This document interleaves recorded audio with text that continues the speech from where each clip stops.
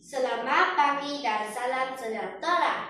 Nama saya Raymond Chong. Saya murid tahun 4 merah. Sekolah saya ialah SYKC Taman Rajan yang terletak di Jalan Simpang Sibu.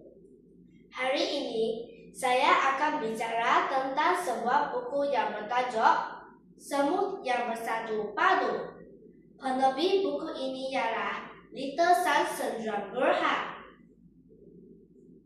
Saya memilih buku ini sebab buku ini mempunyai nilai murni yang baik dan cerita yang amat menarik. Cerita ini mengisahkan 3 orang sahabat, yaitu Kinta, Kunta, dan Kela. Mereka suka mendengar nenek Kela bercerita.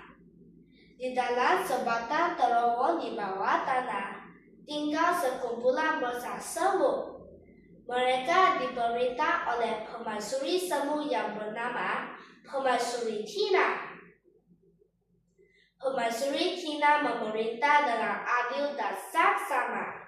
Baginda juga selalu menasihati rakyatnya agar hormat menghormati di antara satu sama lain.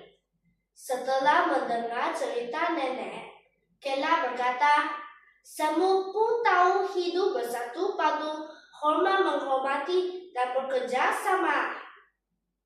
Jika bersatu kita teguh, jika bercerai kita roboh," kata Kinta. Nilai murni yang ditekankan dalam cerita ini ialah kepentingan perpaduan, hormat menghormati, dan bekerja sama untuk membina kehidupan yang harmoni. Kata pepatah Melayu, bagai air dan tebing. Nilai-nilai ini bukan sekadar teori, tetapi tunjang utama bagi menjamin kesejahteraan hidup. Terima kasih.